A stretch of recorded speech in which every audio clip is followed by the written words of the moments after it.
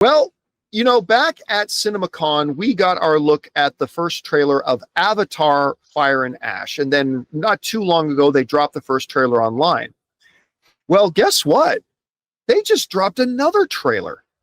And while the first trailer I thought was visually very good, didn't exactly overwhelm us or anything. And I'm all right. That was just a first trailer. They just dropped a new trailer, guys. And it's fantastic. It's jam-packed. Yeah. With this trailer, Jonathan, is so packed that when it was over, I went back to the YouTube page because I thought like it was like a 4 to 5 minute trailer. And then I went back and looked and said, no, it was a standard 2.5 minute trailer. No. But it felt like there was so much in it that it just felt like it was longer. You know what I mean? Music was better. I enjoyed this trailer immensely. So much more than the first trailer. Now because I was going to go see this anyway. And I'm like, once it's on the screen, this trailer doesn't sell it, but I know it's going to be great. This shows me like a more of a glimpse of what I'm about to experience.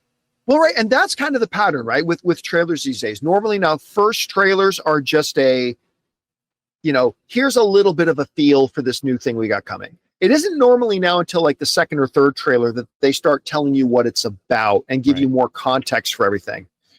And they got into that with this, starting right off with the leader of the fire people saying the fire came from the mountain. By the way, I love her accent. I know, right? The fire came from the mountain, burned our forest, and we cried for help, but Awa did not come. Just in that one statement now, we know the deal of these people. Why they are the only Na'vi to completely reject Awa and all this kind of stuff. Why they're getting away. Why she has a hate on. She wants to see the world burn and all that kind of stuff. Now we just like that, we totally got a full picture of it. And then they introduce all types of subplots going in there, right? The water elements are still there. We see, what's the name of his flying thing again? Poruk? Oh, Poruk, the one that wasn't in the second movie, but it was totally badass in the first. See that he's back. Right. So that looks great. We got Quaritch is back. Like, you want to watch the world burn? You're going to need me. And then out of nowhere, they introduce this like radical subplot where the little human kid is now able to go around without his air mask on. And then we go to Sully going, if humans can come here and and they can just breathe the air, we're done. Yeah. We're done. So it's like, that just kind of came out of nowhere. So what's going to lead into that? And what's going to, the visuals are great. The action looks stunning. The story elements sound really interesting. You know what it is? I've been trying to put my finger on it for years, and maybe others have said this, and I just haven't noticed it. You know what these Avatar movies really feel like to me, especially now this third one, when you get into like all these different narratives and the whole mythology of Awa and everything. You know what it feels like to me, Jonathan? Did you ever play the Final Fantasy games? A little bit. I'm not as big on turn-based as you are, but yes. Yeah, like especially like Final Fantasy VII and stuff like that. This whole thing, I mean, it's not the storyline of Final Fantasy, but it feels like a Final Fantasy story. It feels like the kind of story that Final Fantasy would tell. And that works for me. That works for me very well. Just look at the visuals here. That's what I was going to say, because I have a follow-up to this. So the thing that Jimmy C does is like, he shows you something cool and you think that's great, but you don't realize his finger's on the dial and he hasn't gone to 11 yet. So even in a moment, then it's like, oh, wow, that is amazing. It's like the way he progresses scene from scene. It's just incredible.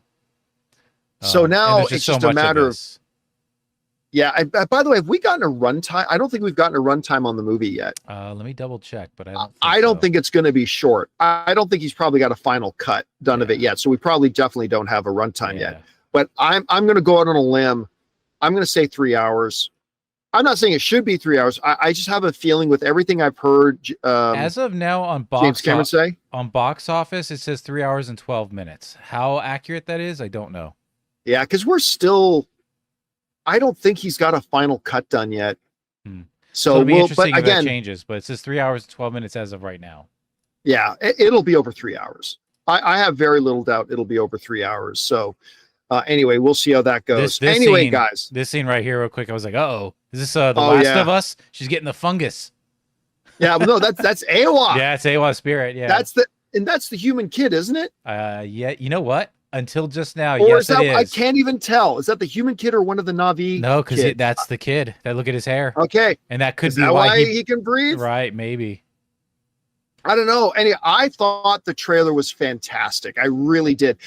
Guys, we want to take a second to thank a sponsor of today's video, BetterHelp. You know, it's kind of funny where we sometimes go looking for advice. I've caught myself asking the manager at the gym about work-life balance stuff, or venting to a stranger in line at the movies. And listen, those conversations can be fun, but let's be honest, not everyone is the right one to help with the big things like anxiety, stress, or relationships. See, that's where BetterHelp comes in. BetterHelp has been around for over 10 years and has helped more than 5 million people. They've got over 30,000 licensed therapists, all fully credentialed and working under a strict code of conduct. And this is the really cool part. They do the matching work for you. You fill out a short questionnaire about what you're looking for, and their system finds somebody who fits your specific needs. And listen, if that first match doesn't feel right, you can switch therapists anytime at no extra cost. It's all online, super flexible, so whether you're on the go or at home, you can connect at the click of a button. That means you can actually fit therapy into your real life. So listen, don't just lean on your group chat or your barber for advice. Find your right match with BetterHelp. As the largest online therapy provider in the world,